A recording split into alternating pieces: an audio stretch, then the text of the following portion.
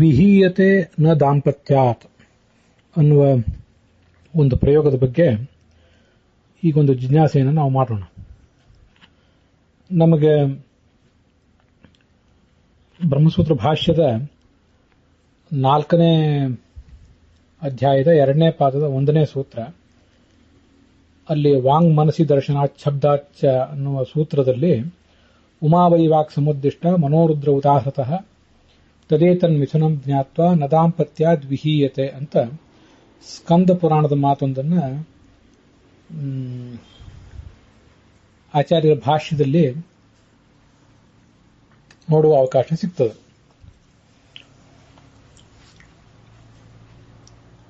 Walk ಅಭಿಮಾನಿನಿಯಾದವಳು Parvati ದೇವಿ, ಮನೋಭಿಮಾನಿ ರುದ್ರ.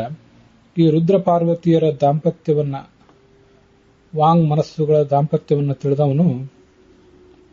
ತಿಳಿದವನ ದಾಂಪತ್ಯಕ್ಕೆ ಚ್ಯುತಿ ಬರುವುದಿಲ್ಲ ಅಂತ ಅದರ ಅರ್ಥ. ಇಲ್ಲಿ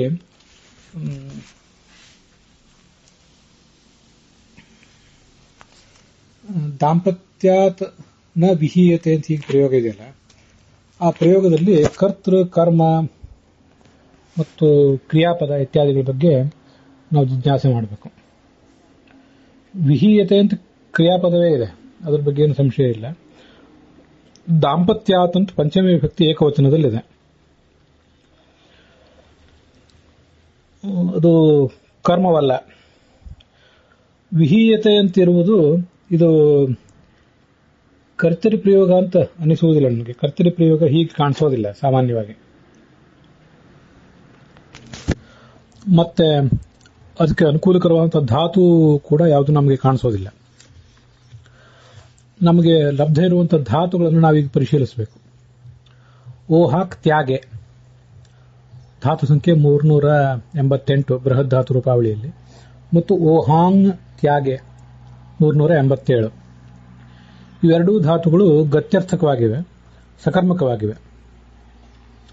ಸಕರ್ಮಕವಾಗಿರುವುದರಿಂದ ಇವುಗಳ ಕರ್ಮಣಿ ಪ್ರಯೋಗವನ್ನು ನಾವು ಪರಿಶೀಲಿಸಲಿಕ್ಕೆ ತೊಡಗಿದರೆ ಹೀಯತೆ ಅಂತ ಆಗ್ತದೆ. ಹೀಯತೆ ಅಂತ ಆಗುವುದು ಹೌದಾದ್ರೂ ಕೂಡ ಇದರ ಕರ್ಮಪದ ಶ್ಲೋಕದಲ್ಲಿ ಬಂದಿಲ್ಲಲ್ಲ. ಉಮಾವೈವಾಕ್ ಸಮುದ್ದಿಷ್ಟ ಅನ್ನೋ ಶ್ಲೋಕದಲ್ಲಿ ಕರ್ಮಪದ ಬರಲಿಲ್ಲ. ಆದ್ದರಿಂದ ಇದು ಈ ಓಹಾಂಗ್ ಗತೋ ಅಥವಾ ಓಹಾಕ್ತ್ಯಾಗೆ ಇವೆರಡೂ ಸಕರ್ಮಕ ಆದ್ರಿಂದ ಹೀಯತೆ ಅಂತ ಕರ್ಮಣಿ ಪ್ರಯೋಗದಲ್ಲಿ ಅದರ ರೂಪ ಆದರೂ ಕೂಡ ಈ ಎರಡು ಧಾತುಗಳನ್ನು ತಗೊಳ್ಳಿಕ್ಕೆ ಬರೋದಿಲ್ಲ. ಆದರೆ ಮತ್ತೊಂದು ಧಾತು ಇದೆ, ಹಿ ಗತವು ವೃದ್ಧವು ಚ ಅಂತೇಳಿ ಅಕರ್ಮಕವಾದ ಧಾತು. ಧಾತು ಸಂಖ್ಯೆ 480. ಪ್ರಹಿಣೋತಿ ಕಳಿಸಿಕೊಡ್ತಾನೆ ಇತ್ಯಾದಿ ಪ್ರಸಂಗಗಳಲ್ಲಿ ನಾವು ಬಳಕೆ ಮಾಡುವಂತಹ ಧಾತು ಅದು.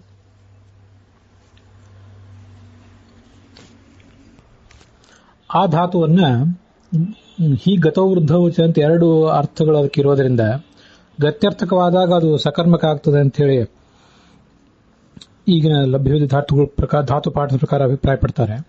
ಆದರೆ ವೃದ್ಧಿ ಅಂತ ಇನ್ನೊಂದು ಅರ್ಥ ಇರುವುದರಿಂದ ಆವಾಗ ಅದನ್ನು ಅಕರ್ಮಕ ಅಂತ ಅಭಿಪ್ರಾಯ ಪಡಲಿಕ್ಕೆ ತೊಂದರೆ ಇಲ್ಲ.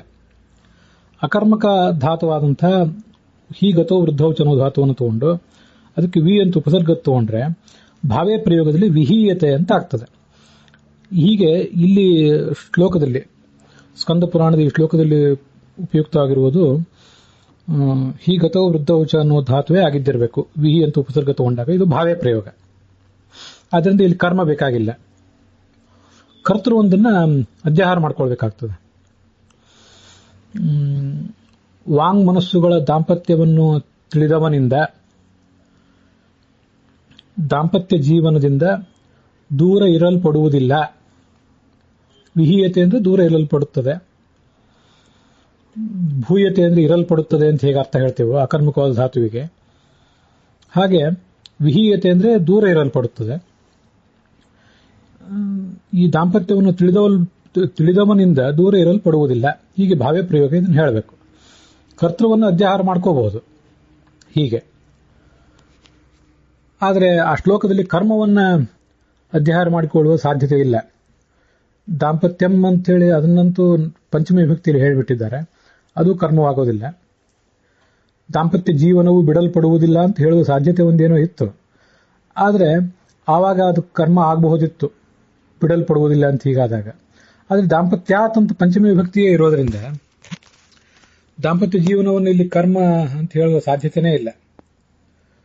ಆದ್ರಿಂದ ಕರ್ಮವನ್ನು ಅಧ್ಯಾಹಾರ ಮಾಡ್ಕೊಳ್ಳಿಕ್ಕೆ ಬರೋದಿಲ್ಲ, ಕರ್ತೃವನ್ನು ಅಧ್ಯಾಹಾರ ಮಾಡಿಕೊಂಡು ವಿಹೀಯತೆ ಅಂತ ಹೇಳಿ ಇದು ಭಾವೇ ಪ್ರಯೋಗ. ಹೀಗತೋ ವೃದ್ಧೌಚ ಧಾತುವಿಂದು ಇದು ಗತ್ಯರ್ಥದಲ್ಲಿ ಸಕರ್ಮಕಾದರೂ ಕೂಡ ವೃದ್ಧ್ಯರ್ಥದಲ್ಲಿ ಅಕರ್ಮಕವಾಗಿರುವುದರಿಂದ ಅದರ ಭಾವೇ ಪ್ರಯೋಗ ಅಂತ ಹೇಳೋಣ. ವೃದ್ಧಿ ಎನ್ನುವ ಅರ್ಥವನ್ನ ನಾವು ಇಲ್ಲಿ ತಗೊಳ್ಬೇಕಾಗಿಲ್ಲ. ವಿ ಅಂತ ಉಪಸರ್ಗ ಸೇರಿಸಿದಾಗ ದೂರ ಇರಲ್ಪಡುತ್ತದೆ ಅಂತ ಅರ್ಥ ಆಗಿಬಿಡ್ತದೆ.